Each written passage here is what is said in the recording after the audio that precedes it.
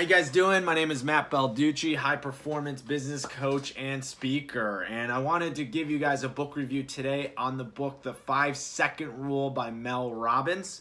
Now, if you don't know who Mel Robbins is, she's the #1 keynote speaker as a woman, the #1 woman keynote speaker in the world. So last year, I think she did like 150 speeches across the country and world, which is insane. That means half of her year was spent doing speeches, which is impressive.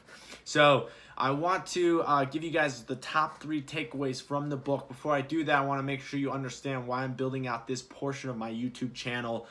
Main reason is I want more people to read books. I believe that reading literally can change your life. It's changed my life, and I also am reading 80 books this year in 2018, so I make these book review videos for myself selfishly. So I want to jump into the top 3 takeaways. So I'm going to give you what the 5-second rule is, okay?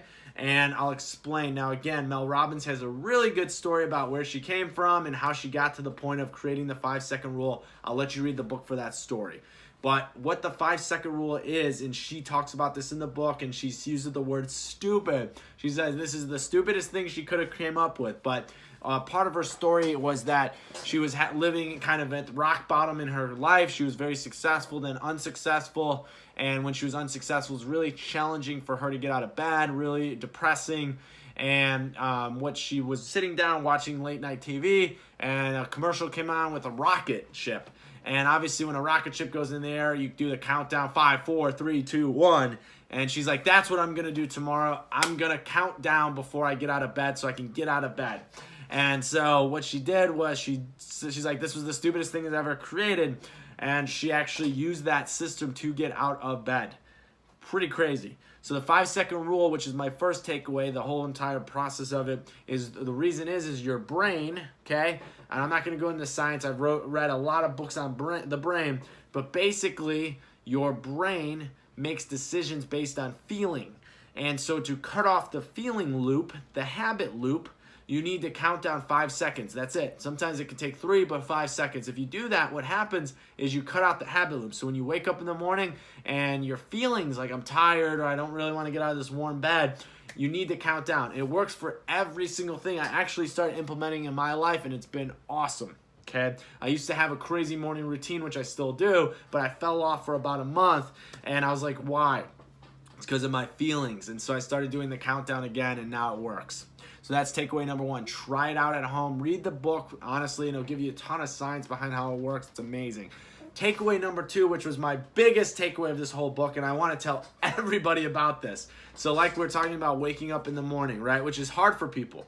It's one of the hardest things, I think, in life, right, where you wake up. Some people are natural morning people, but most people wake up, they hit the snooze button. I'm sure you can relate if you're watching this. So I'm a big science guy. I really want to know how our brains work and why we do the things we do, and that's why I'm a high-performance coach, because I want to understand how to optimize things. And sometimes you're like, well, why do I need to get out of bed?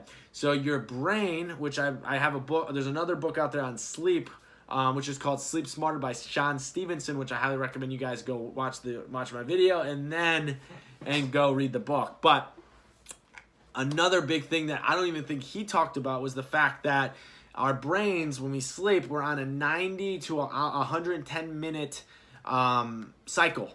So when you hit the snooze button, you go back to sleep and you hit your alarm clock on your phone and it's 9 minutes, right? And your 9-minute alarm goes off. Your brain still thinks it's in its cycle. And so what happens, which is crazy, is that's why you're groggy. That's why it takes 2 to 3 hours. They found out scientifically that it takes 2 to 3 hours for your body to even wake up. So let's say that you're running out of the door. That means your first 2 to 3 hours of the day, which by the way is the most important part of your day and the most productive if you can make it, is now groggy and sleepy. So wake the heck up. Takeaway number 3, which she talks a lot about, is the morning routine she does and how owning the morning equals the results. Now again, there's a million books out there on why this works and why this is so important. But at the end of the day, she talks about cold showers. I actually stole this from her. I do cold showers every morning. I've actually been doing cold showers for the last 7 months, and it's changed my life. But sometimes you don't have time, right? It takes time. You have to take off your clothes. You have to jump in the shower and all that good stuff.